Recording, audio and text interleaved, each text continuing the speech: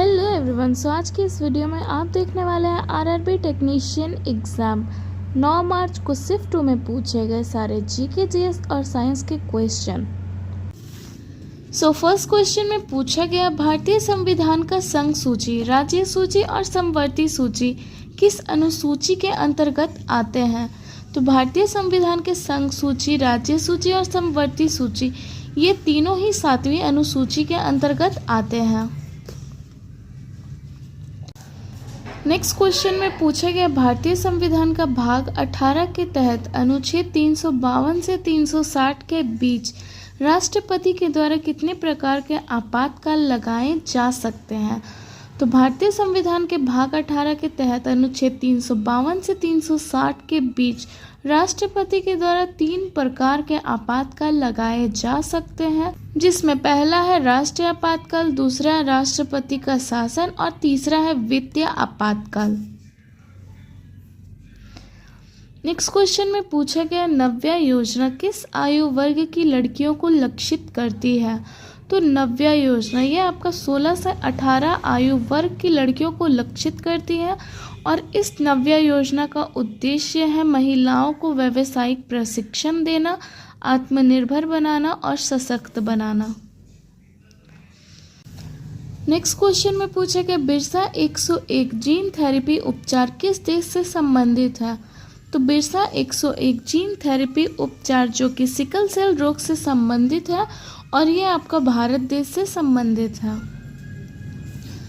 Next question में पूछा गया साबुन के पानी द्वारा मिसेल बनने का मुख्य कारण क्या है। तो साबुन के पानी द्वारा मिसेल बनने का मुख्य कारण है हाइड्रोफोबिक और हाइड्रोफिलिक प्राकृतिक। नेक्स्ट क्वेश्चन में पूछा गया विभाज्योतक ऊतक का मुख्य गुण क्या है।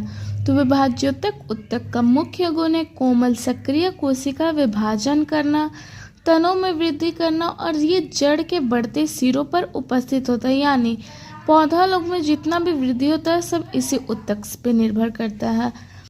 नेक्स्ट क्वेश्चन में पूछा गया श्वसन पथ में सिल्लियाँ का मुख्य कार्य क्या होता है। तो श्वसन पथ में सिल्लियों का मुख्य कार्य है बलगम को यानी म्यूकस को आगे पीछे धकेलने वाली गति प्रदान करना।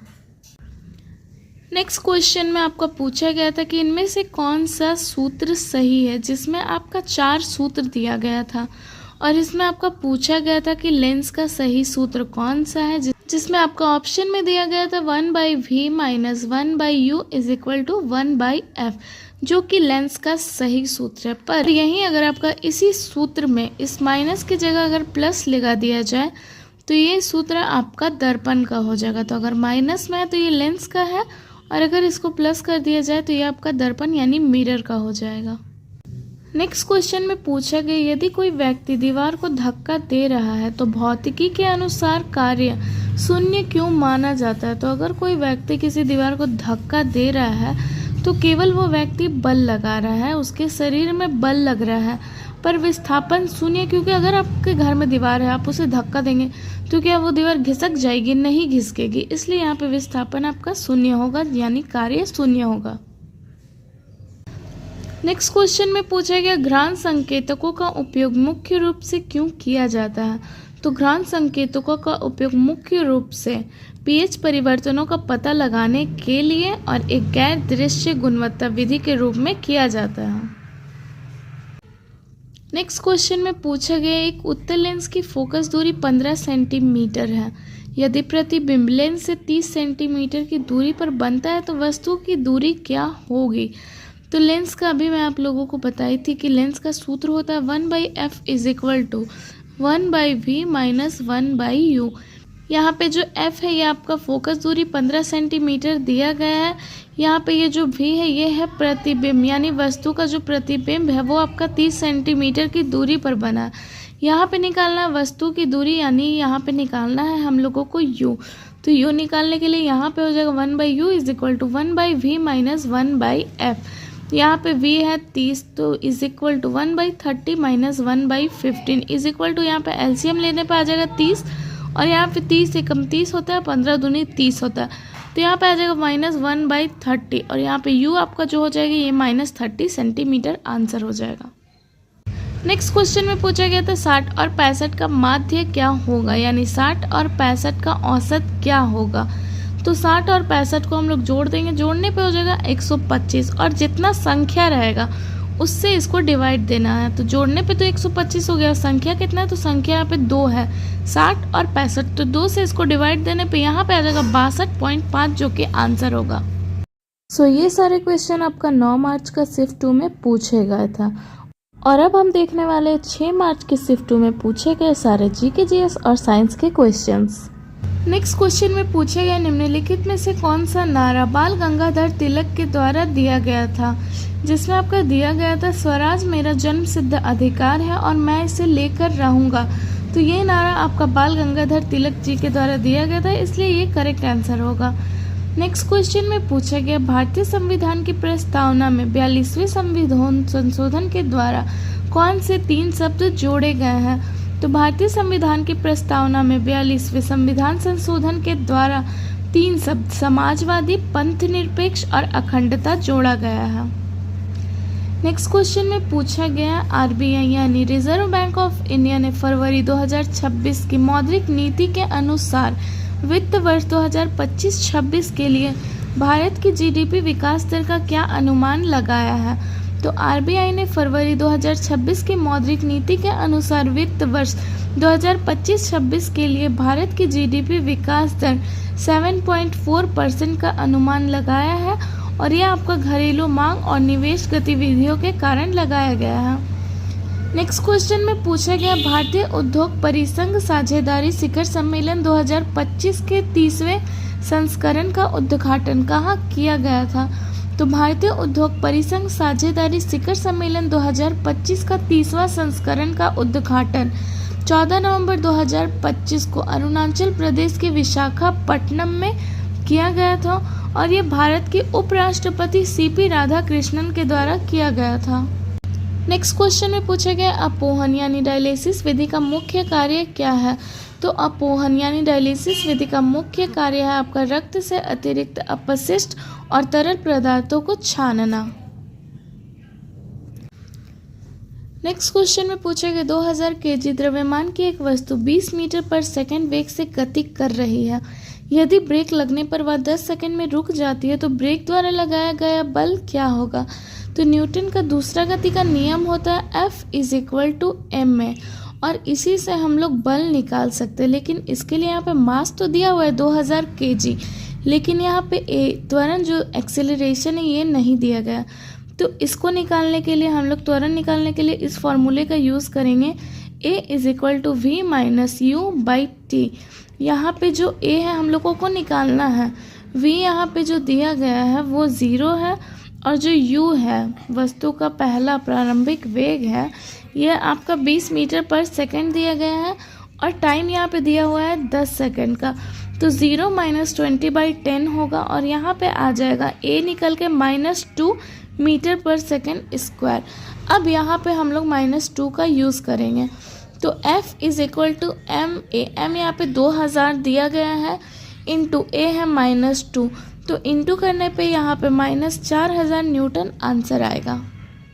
नेक्स्ट क्वेश्चन में पूछे गए रासायनिक उर्वरकों और जैविक खाद के बीच मुख्य अंतर क्या है। तो रासायनिक उर्वरक और जैविक खाद के बीच मुख्य अंतर यही है कि जैविक खाद जो होता है इसको कारखानों में तैयार किया जाता है और जो रासायनिक उर्वरक होता है इसे खेतों में तैयार किया जाता है। नेक्स्ट क्वेश्चन में पूछा गया था मानव विकास सूचकांक की गणना में निम्नलिखित में से किसे शामिल नहीं किया जाता है। तो मानव विकास सूचकांक की गणना में 3 चीज़ों को शामिल किया जाता है। एक तो आपका स्वास्थ्य है, दूसरा आपका शिक्षा और तीसरा है आपका जीवन स्तर। तो इन तीनों के अलावा आपका ऑप्शन में जो भी होगा वो करेक्ट आंसर होगा। नेक्स्ट क्वेश्चन में पूछा गया निम्नलिखित में से किस अधिनियम के माध्यम से पहली बार केंद्रीय और प्रांतीय बजट को अलग किया गया था। तो ये आपको भारत सरकार अधिनियम 1919 जिसको मॉन्टेग्यू चेम्सफोर्ड अधिनियम भी कहा गया है, इसके माध्यम से पहली बार केंद्रीय और प्रांतीय बजट को अलग किया गया था। नेक्स्ट क्वेश्चन में पूछा गया निम्नलिखित में से किस जीव में प्रजनन मुकुलन विधि द्वारा नहीं होता है। तो देखिए अमीबा ही एक ऐसा जीव है जिसमें प्रजनन मुकुलन विधि के द्वारा नहीं होता है। इसके अलावा जो आपका हाइड्रा, यीस्ट, कोलेरा और स्पंज ये सब जो आपका ऑप्शन में दिया गया था, ये ऐसे जीव है जिसमें प्रजनन मुकुलन विधि के द्वारा होता है। तो अमीबा आपका करेक्ट आंसर होगा। नेक्स्ट क्वेश्चन में पूछा गया है दृश्य प्रकाश स्पेक्ट्रम के संदर्भ में निम्नलिखित में से कौन सा कथन सही है।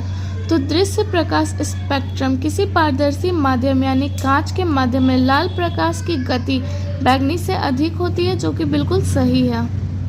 नेक्स्ट क्वेश्चन में पूछा गया निम्नलिखित में से किसे जल में घोलने पर प्राप्त विलयन हाइड्रोक्लोरिक अम्ल के साथ उदासीनीकरण अभिक्रिया करेगा।